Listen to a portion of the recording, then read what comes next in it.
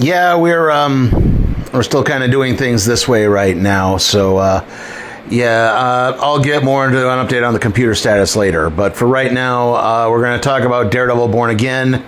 I basically spent the last few days watching that. I tried to get this done on Monday, but just it kind of ran out of time. And then Tuesday I was kind of busy, so I'm recording this on Wednesday. But yeah, I finally got around to watching Daredevil Born Again, and I'd say overall it was a pretty darn good show. I don't know if I necessarily bump it up to A tier, just that. I'm not going to go episode by episode here, but basically the plot line is Matt Murdock has not been Daredevil for give or take about a year. Basically, he and Karen and Foggy were celebrating a case that Foggy felt like he was about to win because he had found this loophole. And then suddenly they were attacked by Bullseye, who kills Foggy, and then Matt suits up as Daredevil. A police detective who's about to retire named Cherry pieces together that Matt is Daredevil, seeing him fight. But they get up on top of the roof, and Daredevil hurls Bullseye off of the roof, leading to the villain breaking his back but surviving. And that just kind of, pushes Matt into an existential crisis. Obviously, with Foggy being dead, the law firm of Nelson and Murdoch dissolves. Karen goes to work somewhere else, and he instead takes a job working in a firm in Brooklyn with a woman named Kirsten McDuffie. Unfortunately, that's just kind of all I can really say about Kirsten. Like, she plays matchmaker with him. We'll get into that. But other than that, unfortunately, I'm not opposed to the character. I just think the character was underdeveloped there. I wish I could be a little more kind, but that's about it. Like, I thought there could have been something interesting. She just really wasn't. Anyway, it's a year later, and news is broken that Wilson Fisk has returned because he now intends to run for mayor of New York City. They did do this in the comics. Most prominently, there was a storyline called Devil's Reign that focused on Wilson Fisk being the mayor and having problems with Matt Murdock, Daredevil. It was kind of a crossover event of its own. But yeah, anyway... he and Matt meet during the election, and basically Matt kind of says, I'm done being Daredevil, and Wilson Fisk is kind of indicating that he's sort of done being the Kingpin. He's looking to turn over a new leaf. However, they both warn each other that if either of them return back to their own ways, there's going to be hell to pay. That being said, Fisk really does kind of run on an anti-vigilante stance, and after he wins the mayorship, a vigilante by the name of White Tiger, Hector Ayala, has an instance where in the civilian identity he tries to break up what he thinks is a mugging, is actually dirty cops beating up an informant, and one of the cops gets pushed onto the subway tracks and dies. And so he gets put on trial for murder. Matt basically ousts him for, again, I'm going episode by episode here, I'm trying not to, but that leads to a whole case. This is actually a really good story from the comics by Brian Michael Bendis, who was a consulting producer on this, so I guess it kind of made sense that they adapted this story. The only difference is from the comic, White Tiger is actually found guilty and then tries to escape and gets gunned down on the steps of the courthouse. And then after that, he and there's a little bit more to it there, but I'll get to that. But that's not too terribly important. But on the television show, Matt actually gets a not guilty verdict, and Hector Ayala tries to return to being White Tiger, and he's gunned down by someone wearing a Punisher skull. However, it turns out there's basically a grouping of dirty cops who idolize Frank Castle, and there's a lot of guys with Punisher tattoos and stuff like that. So it turns out it's one of them. And the other kind of major subplot going on is Matt gets a new girlfriend that Kirsten set him up with named Heather Glenn. This is another character from the comics who Matt did have a very long-term relationship with it, even gotten engaged to, but it really fell apart and ended super badly, like even more so than Matt Murdock's normal relationships that have ended badly. So that, I do like the angle they took with it. In the comics, Heather was this heiress who was a little absent-minded and flighty. She tried to be focused, and she had some addiction problems, and like I said, it really was not a storyline that was handled very well, unfortunately. That being said, like in the television show, she is a psychologist. Again, Kirsten sets her up with Matt on a date, and they slowly start to hit it off and start a relationship. However, as this happens, there's another serial killer acting out called Muse, who is acting as a masked vigilante. Eventually, Hector Ayala's niece, I forgot her name. The character in the comics is Ava, but they did not call her Ava at any point during Daredevil Born Again. They called her something. It was another name that began with an A. I think it was Ariana. I may be wrong on that. But something to that effect. I kept writing Ava in my notes, but Ava trying to prove her uncle right because he was apparently investigating these killings, and she herself gets kidnapped, and this is what spurs Matt to finally don the Daredevil costume again and go after Muse. However, they have a fight. He rescues Ava. She goes and tells the authorities about Daredevil being back, and they dig into more about Muse, and it turns out it's this guy named Bastion Cooper who was trained in Taekwondo. He was, I think, abused by his parents. And he's also obsessed with Heather Glenn, and he's become her new patient.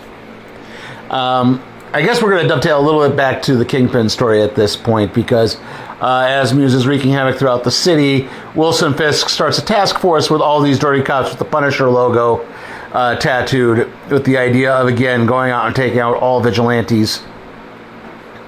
And this is also in another subplot, as while basically this is taking place after the events of Echo, where Fisk had this weird catharsis and apparent personality change.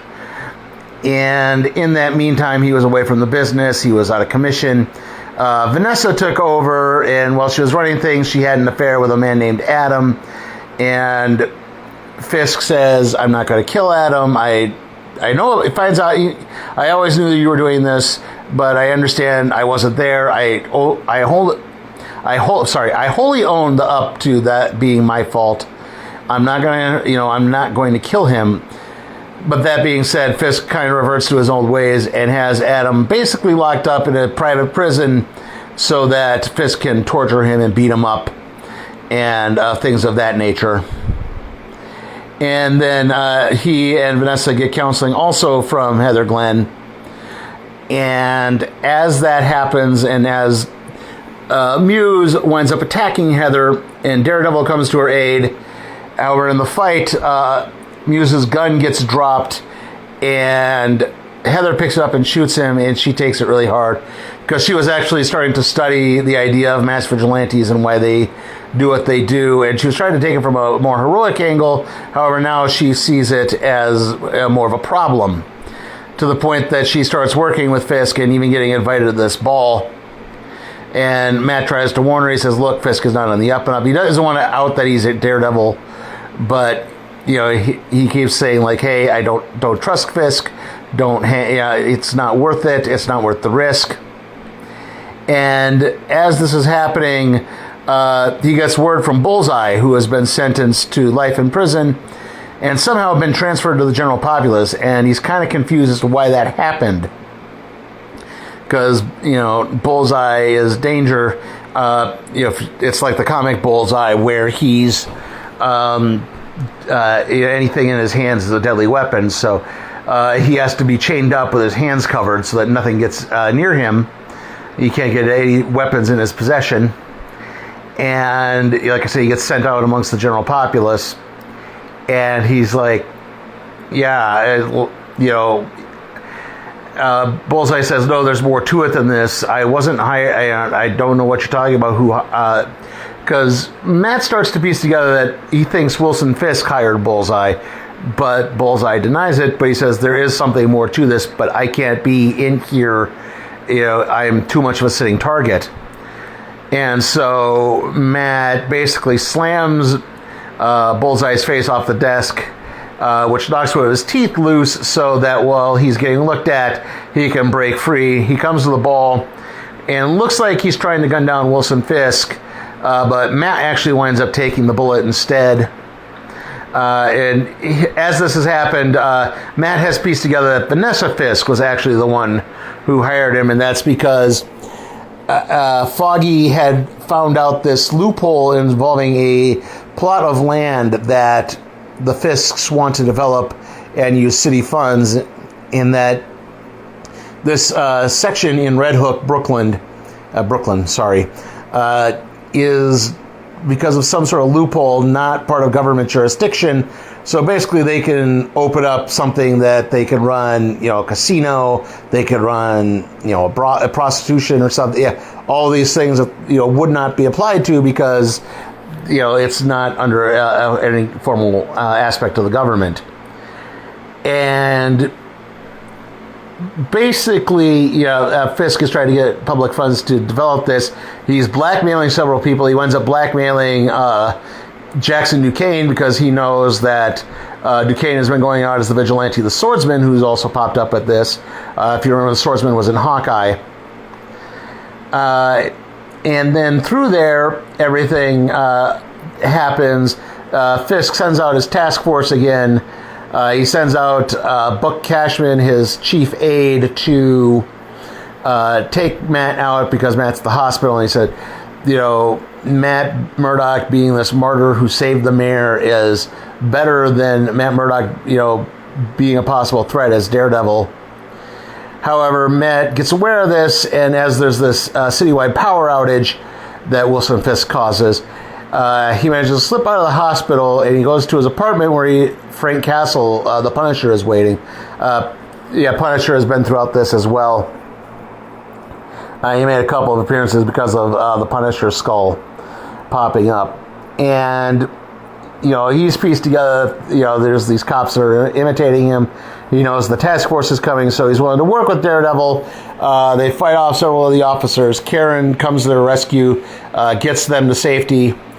However, once they get into the position where they need to actually take Fisk on, they realize the odds are just against them at this point. And so Daredevil has to regroup. And that is where they're setting the stage for season 2, basically.